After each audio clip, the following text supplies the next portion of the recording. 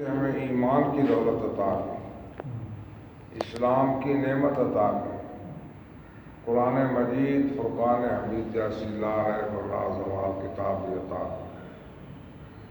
اس کی نعمتوں پر ہم اس کا بے حد لاتعداد شکر ادا کرتے ہیں اور اس کے محبوب صلی اللہ علیہ وسلم پر بے حد درود بھیجتے ہیں جن کے صدقے میں یہ نعمتیں ملی ہیں۔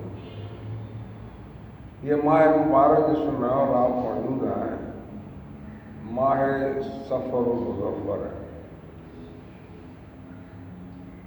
اس میں بہت سارے ایسے لوگ، ایسے نفوس قدسیہ جو اللہ کے ہاں انتہائی مکرم تھے، ان کے دوست اس جانب سے واصل بحق ہوئے۔ اس لیے آپ اخباروں میں، اشتہاروں میں دیکھتے ہوں گے جگہ جگہ عرس ہو رہے ہیں، لوگوں کی یاد منائی جا رہی ہے، ان نیک لوگوں کو خراج عقیدت پیش کیا جا رہا ہے، کیونکہ محمود غزنوی، محمد غوری لشکر لے کر ہندوستان میں وارد ہوئے۔ لوگوں نے سر تو جھکا دیے ان کے سامنے، سر کٹا بھی دیے، لیکن دلوں کو وہ تسخیر نہ کر سکے۔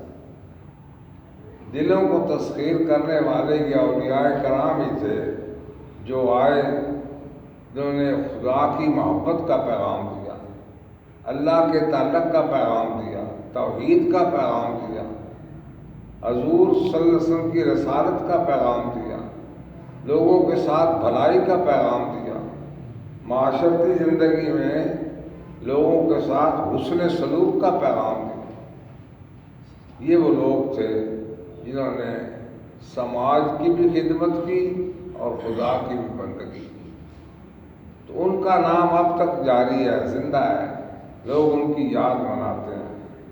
یہ ہمارے لیے بھی دعوت فکر ہے کہ ہم بھی کوئی ایسا کام کر جائیں کہ ہمیں بھی یاد رکھا جائے۔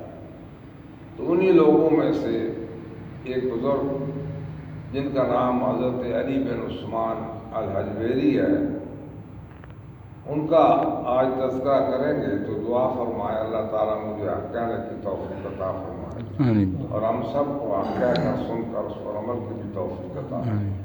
درود پاک پڑھیے، اللہم صلی علی سیدنا مولانا محمد وعلی آل سیدنا مولانا محمد وبارک وسلم۔ سید علی بن عثمان حجویری دراصل غزنی کے ہی رہنے والے تھے۔ حجویر محلے کا نام ہے، ایک محلے کا نام جلاب ہے، ایک میں ان کے نانحال تھے، ایک میں دادیال تھے۔ آپ نے علم دین پڑھا اور اس میں بہت رسوخ حاصل کیا، بہت چوٹی کے عالم تھے۔ جب علم پڑھ چکے تو ان کے والدین بھی بزرگ تھے، ان کی تربیت کا اثر تھا تو خدا کی محبت دل میں آ گئی، خدا کی محبت دل میں آ گئی۔ یہ اولیاء کرام ایسے ہی نہیں ہو جاتے، اس کے لیے بڑی محنت کرنی پڑتی۔ جب محنت رنگ لاتی ہے تو اللہ تعالیٰ انہیں قبول فرما لیتا۔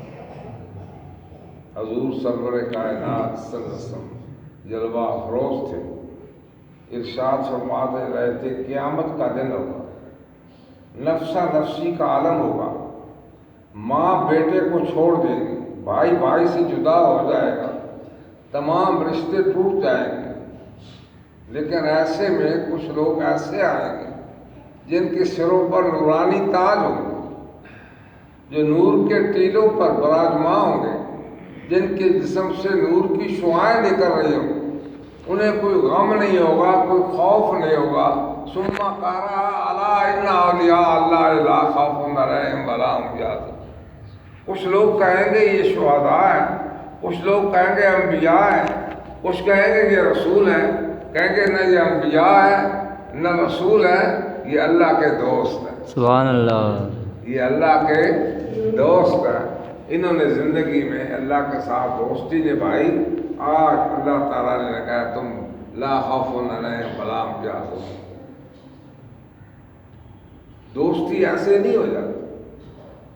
اولیاء کرام کے پاس، ان کے ذہن، ان کی فکر میں 4 چیزیں ہوتی ہیں۔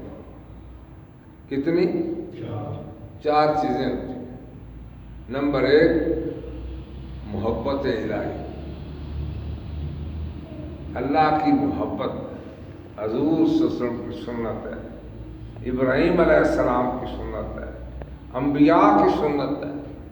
اٹھ کر رات کو اللہ کو یاد کرتے ہیں، یذکرون اللہ قیاما وقعودا وعلی جنوبہم ویتفکرون فی خلق السماوات والارض ربنا ما خلقت ھذا باطلا سبحانک فقنا عذاب النار۔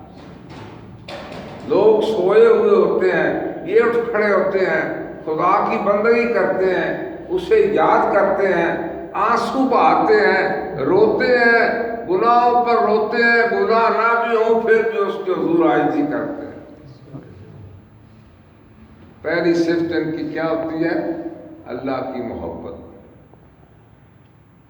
اللہ کی محبت میں اپنے نیک کو قربان کرتے ہیں۔ پھر دوسری کیا ہوتی ہے؟ اللہ اور اس کے رسول کی اطاعت، ان کا ہر قدم اللہ اور اس کے رسول کے حکم کے مطابق ہوتا ہے۔ الذین آمنوا وکانوا یتقون، متقیانہ زندگی ہوتی ہے، خدا کا خوف دل میں ہوتا ہے، پرہیزگاری ہوتی ہے، ان کی زندگیاں قابل مثال ہوتی ہیں، جہاں سے گزر جائیں وہاں بھی اللہ کا نور برستا ہے۔ سبحان اللہ۔ حضور سرور کائنات ان کے ارشاد کے مطابق ان لوگوں کا ذکر بھی اگر کیا جائے، تنزل الرحمہ عند ذکر الصالحین، نیک لوگوں کے ذکر سے خدا کی رحمتوں کا نزول۔ پہلی بات اللہ اور اس کے رسول کی محبت، دوسری بات اللہ اور اس کے رسول کی اطاعت۔ یہ سب کیا ہے؟ یہ اللہ کے رسول کی تعلیم ہے۔ اور تیسری بات کیا ہے؟ توکل تو اللہ، ان کا اپنے رب پر بھروسہ ہوتا ہے۔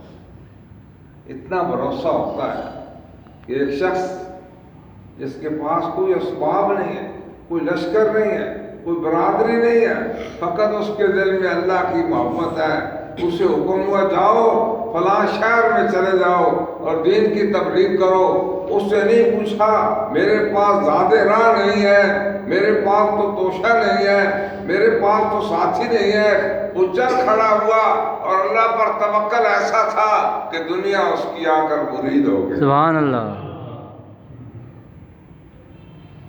اور یہ بھی حضور صلی اللہ علیہ وسلم کی طرف سے اللہ پر توکل، وَمَن يَتَوَكَّلْ عَلَى اللَّهِ فَهُوَ حَسْبُهُ، جو اللہ پر توکل کرتا ہے اللہ اس کے لیے کافی ہے۔ ذرا اندازہ فرمائے نا حضور کا توکل کتنا تھا۔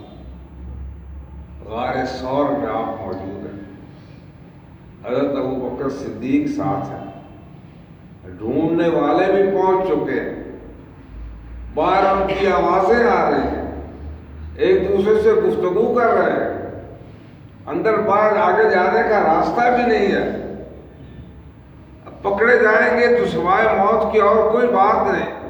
لیکن سرکار کا توکل اتنا تھا کہ رب فرماتا ہے اذ یقول لصاحبہ لا تحزن ان اللہ معنا، ابو بکر ڈرتے کیوں ہو، خواہ مخواہ ڈر رہے ہو، اللہ تعالی ہم دونوں کے ساتھ۔ سبحان اللہ۔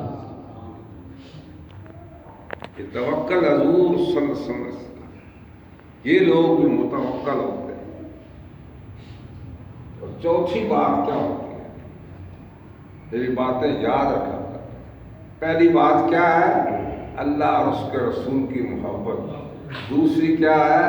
اللہ اور اس کے رسول کی اطاعت، اور تیسری کیا ہے؟ اللہ پر بھروسہ کرنا، اس پر توکل کرنا، اور چوتھی کیا ہے؟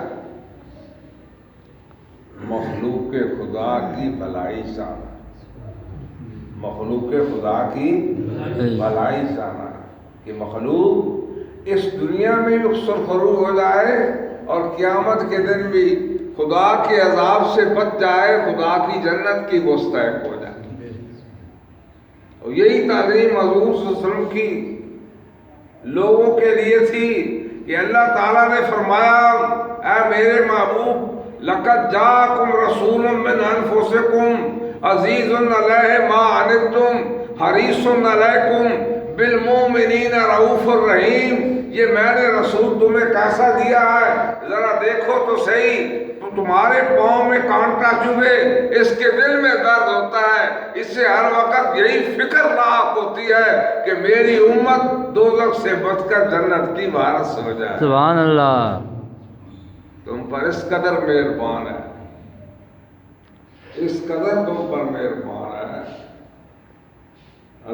رؤوف اور رحیم ہے، جو اللہ کی صفت ہے، ہر ایک کو عطا کرتا ہے۔ ایسا کوئی محبوب نہ ہوگا نہ کہیں ہے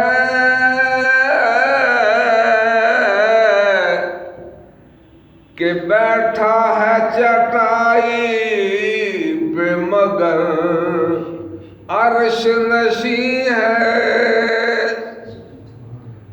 یہ سب صفتیں حضور صلی اللہ علیہ وسلم، آپ کے گھر میں کتنے کتنے دن کھانا نہیں پکتا تھا، لیکن سائل کو کبھی نہ نہیں کرتے تھے، سب کو عطا کرتے تھے۔ کوئی سائل آپ کے دروازے سے کیا کیا نہیں ملتا دو جہاں کو تیرے در سے، ایک لفظ نہیں ہے جو تیرے لب پہ نہیں ہے۔ سبحان اللہ۔ نہ نہیں کسی۔ اولیاء کرام میں بھی یہ چار صفت ہیں، ان کے پاس جو آیا اسے نہ نہیں ہوتی، سب کو عطا کی۔ عشق الہی کی بات، جب عشق الہی میں انسان سب چیزوں کو دل سے نکال دیتا ہے، محبوب سبحانی قطب ربانی غوث سمدانی شہباز لا مکانی میرا محی الدین شیخ سید عبد القادر جیلانی فرماتے ہیں، جب دل سے دنیا کی رخصت، دنیا کی محبت رخصت ہو جاتی، جب مومن آخرت کی طلب سے ہاتھ اٹھا لیتا ہے، جب وہ جنت کا شوق نہیں رکھتا، جب دوزخ کا خوف نہیں ہوتا، اس کا مقصد فقط اللہ ہو جاتا ہے، اس کا مقصود فقط اللہ ہو جاتا ہے، تو اس کے دل پر انوار الہی برسنے لگ سبحان جاتے اللہ۔ اس کے دل پر انوار الہی برسنے، اس کے لیے دن اور رات قریب اور دور برابر ہوتے ہیں، اسے کوئی چیز مانے نہیں ہوتی۔ اس لیے آپ فرماتے ہیں میں اگر مشرق میں ہوں، میرا مرید مغرب میں ہو، اس کا ستر کھل جائے، میں یہی سے اس کی پردہ پوشی کر لیتا ہوں۔ سبحان اللہ۔ لیکن یہ بات ہوتی ذرا مشکل ہے،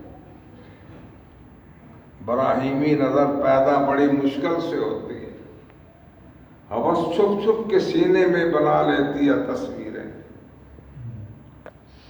حضرت علی بن عثمان علی حجویری، آپ ابھی ادھر تشریف نہیں لائے تھے، آپ ابھی ادھر غزنی میں ہی تھے، تو لکھتے ہیں ابدالیہ رسالے میں، یعقوب چرخی لکھتے ہیں محمود غزنوی کے دربار میں ایک ہندوستانی دانشور آیا، اس نے اپنا تعارف کرایا، محمود غزنوی بھی موجود ہے، علماء بھی موجود ہیں، صوفیاء بھی موجود ہیں، آیان مملکت بھی موجود ہیں۔ کہا میرا مذہب سچا ہے۔ تیرا مذہب سچا ہے؟ کیا دلیل ہے؟ کہنے لگا میں تمہارے پاس بیٹھا ہوا ہوں، میں دنیا میں جہاں چاہوں سیر کر سکتا ہوں، تمہارے پاس ہی بیٹھا ہوا ہوں گا اور سیر کر کے واپس آ جاؤں گا۔ ہے کوئی میرے ساتھ سیر کرنے والا؟ سب خاموش ہو گئے۔ ایسا تھا ایک ہندو کر رہا ہے، کوئی جواب نہیں دے رہا تھا۔ حضرت یعقوب چرخی فرماتے ہیں کہ علی بن عثمان حجویری با الہام ربانی وہاں جلوہ فرما۔ سبحان اللہ۔ داتا صاحب آ گئے، کہا تیرا کیا دعویٰ ہے؟ کہنے لگا میں یہاں بیٹھا ہوں، جہاں چاہوں جا سکتا ہوں، تم بتاؤ تم میں سے کوئی ہے جو میرے ساتھ سیر کر سکے؟ آپ نے فرمایا میں تیرے ساتھ سیر کرتا ہوں، سبحان اللہ۔ میں تیرے ساتھ سیر۔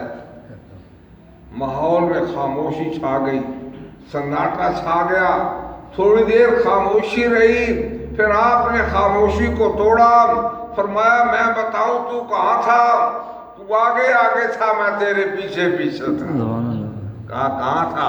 فرمایا تم ہندوستان کے فلاں جزیرے میں تھے جہاں مرچوں کے کھیت ہیں، عورتیں مرچیں چن رہی ہیں اور دوسری طرف ہاتھی پھر رہے ہیں، تو آگے تھا، میں تیرے پیچھے پیچھے تھا، بتاؤ کیا سچ ہے یا نہیں؟ کہنے لگا تم صحیح کہہ رہے ہو، میں وہیں سے ہو کر آ رہا ہوں۔ لوگ خوش ہو گئے، مسلمانوں کے چہرے کھل اٹھے، بادشاہ سلامت بھی خوش ہو گئے۔ پھر آپ نے اس سے سوال کیا، پہلے سوال تیرا تھا جس کا جواب میں نے دیا ہے، اب میرا سوال ہے، تم جواب دو۔ یہ بات تو تم جانتے ہو یا میں جانتا ہوں؟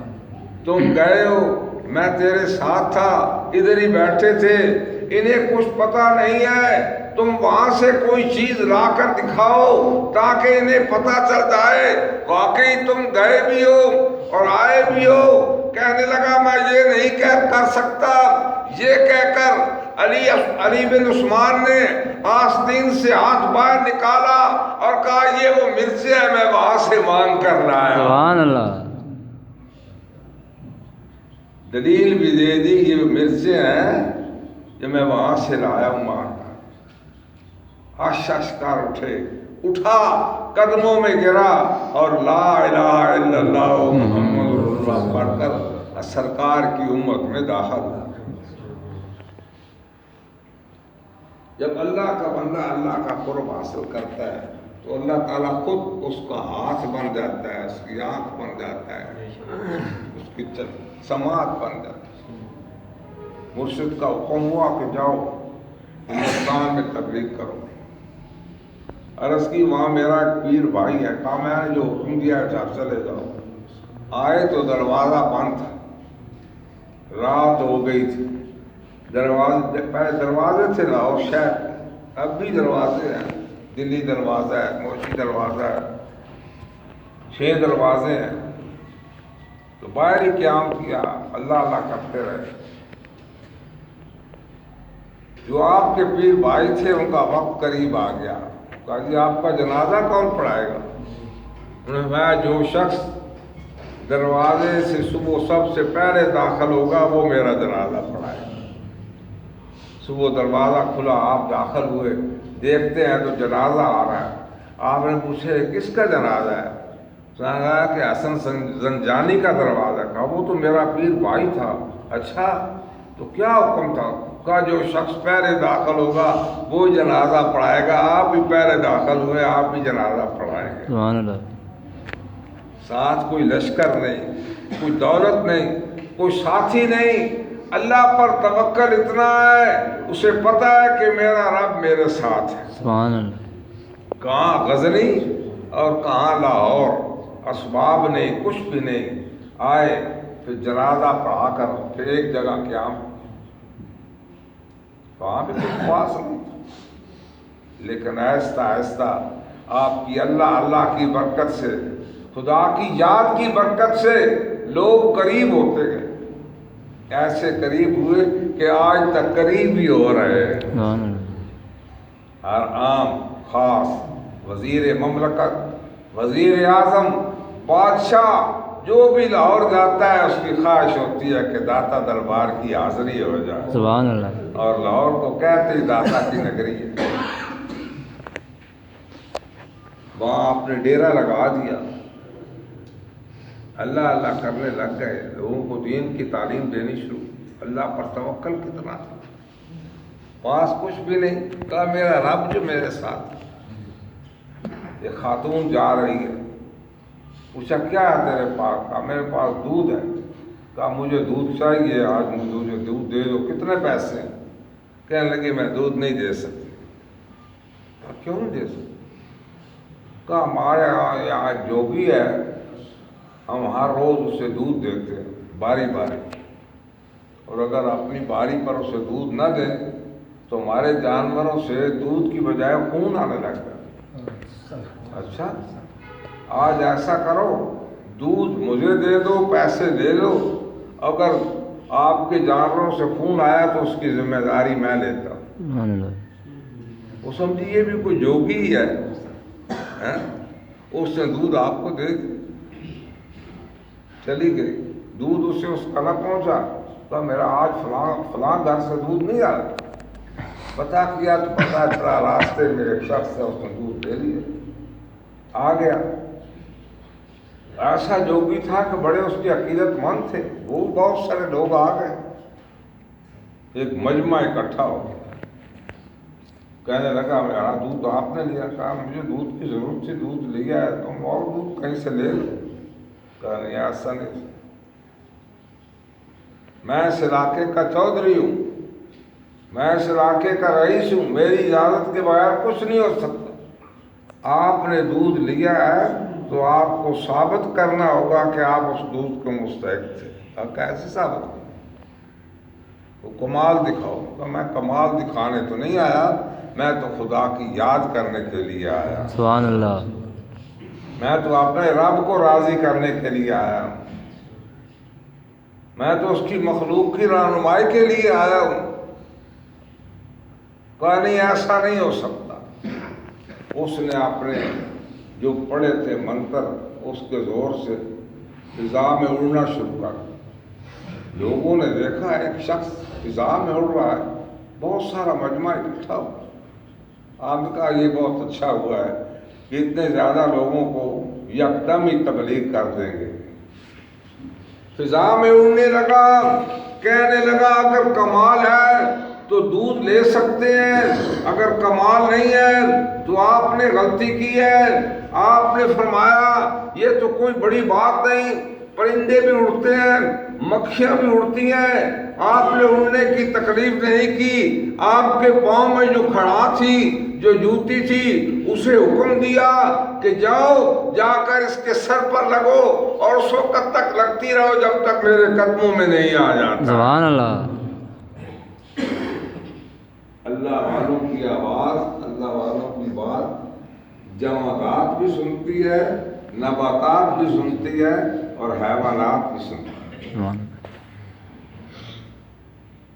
مفروضے نہیں ہے۔ زمزم پیتے ہیں نا آپ، حاجی صاحب آئے ہیں زمزم لائے، زمزم کا کیا مطلب ہے؟ عبرانی زمان میں تھا رک جاؤ رک جاؤ، جب چشمہ پھوٹا تو حضرت حاجرہ نے کہا زم زم زم، وہ آج تک وہاں رکا ہوا ہے، آگے پیچھے نہیں جاتا۔ وہ کھڑا اوپر گئی اور لگنے لگ گئی، لگتی رہی، اس وقت تک لگتی رہی جب تک وہ آپ کی بارگاہ میں حاضر نہیں ہوا۔ لوگ دیکھ رہے تھے، ایک تو اڑتا ہے اور ایک کی جوتی اڑ کر اسے سیدھا لا رہی ہے۔ جتنا مجمع تھا سب نے دیکھا اور آ کر آپ کے ہاتھ پر ہاتھ رکھ کر کہا لا الہ الا اللہ، خدا پر توکل۔ حضور صلی اللہ علیہ وسلم اطاعت، اللہ کی محبت ان کے سینے میں تھی، اللہ پر توکل تھا۔ وہ ہستی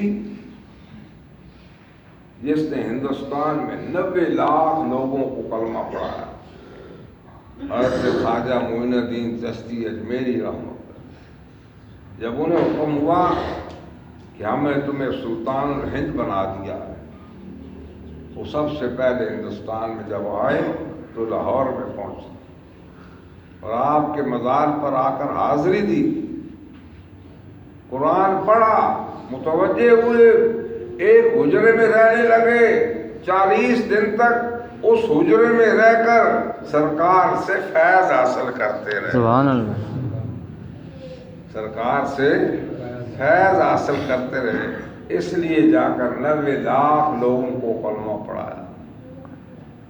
جب آپ پر انوار برستے دیکھے، آپ کی رہنمائی دیکھی، آپ کا کمال دیکھا، قرب الہی دیکھا، تو کہنے لگے آج بھی وہ لوگ ہر روز پڑھتے ہیں، گنج بخشے فیض عالم مظہر نور خدا، ناکسارا پیر کامل کاملارا راہ۔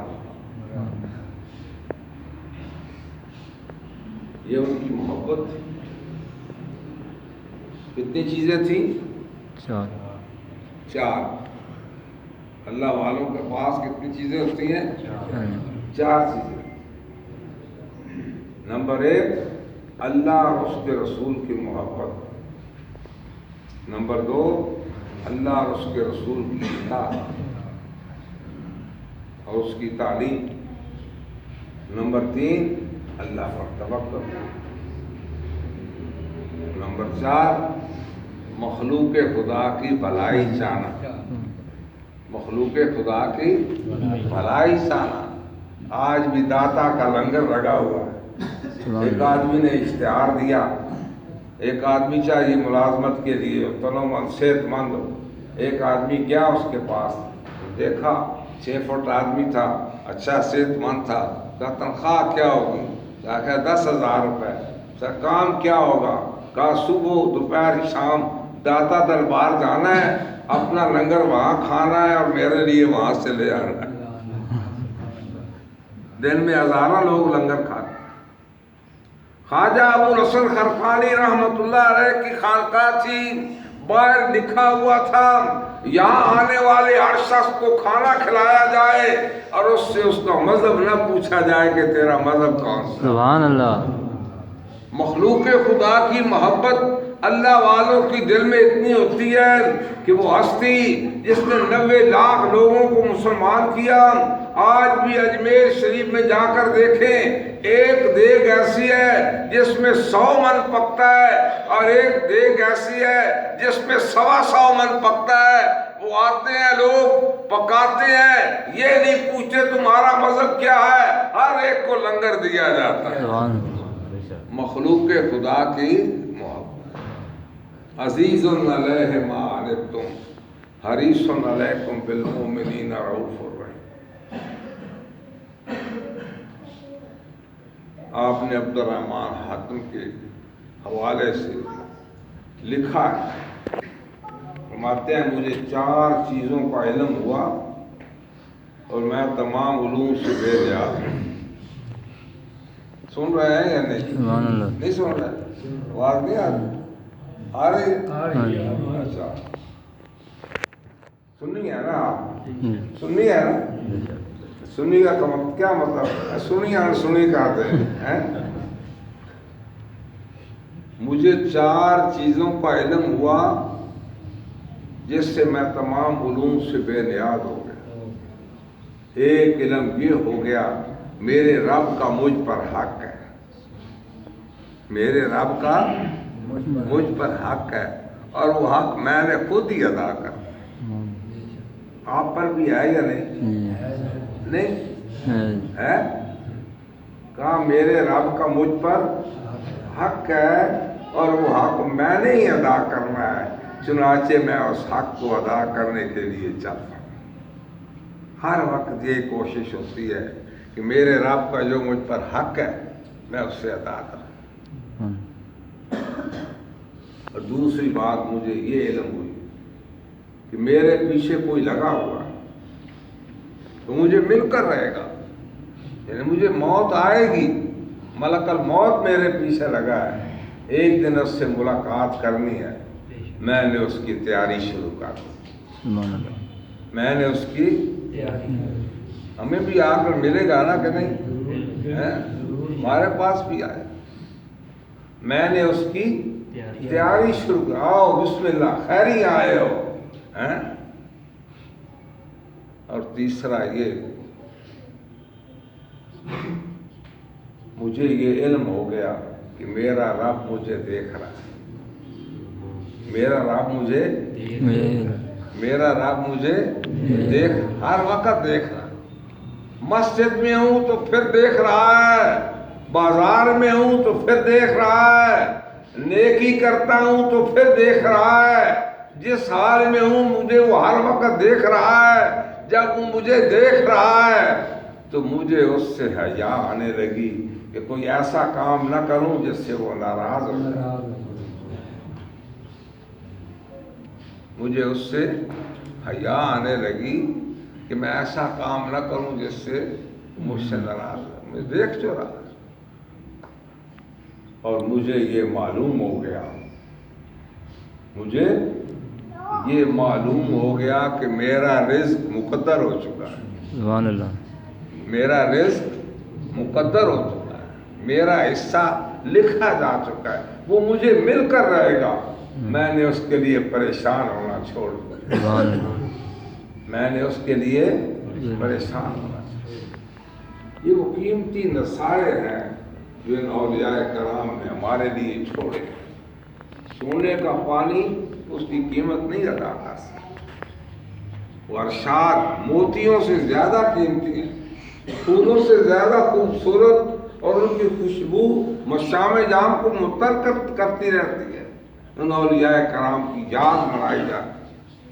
وہ دودھ جو اس خاتون نے دیا تھا اس کی یاد میں سال میں ان 2 دنوں میں ہر گوالا وہاں دودھ کی نیاز دیتا ہے. چنانچہ اس قدر دودھ ہو جاتا ہے کہ دودھ کی سبیل چلائی جاتی ہے, دودھ کی نہر چلائی جاتی ہے. ہر ایک کو دودھ پینے کو ملتا ہے اور اس یاد کو تازہ کیا جاتا ہے کہ آپ نے دودھ دینے والے کو دودھ سے ایسا نوازا کہ ساتھ ساتھ ایمان سے بھی نواز دیا. اللہ تعالیٰ ان بزرگان دین کی نقش قدم پر چلنے کی توفیق عطا. بات لمبی ہے تو ان کا وقت نہیں ادا. ایسی باتیں ہیں آپ سنیں گے تو حیران ہو جائیں گے, لیکن وقت تھوڑا ہوتا ہے, اس لیے میں نے یہ موٹی باتیں آپ کی بتائی ہیں. اللہ ان کے درجات بلند کرے, ان کے صدقے ملت اسلامیہ پر مہربان.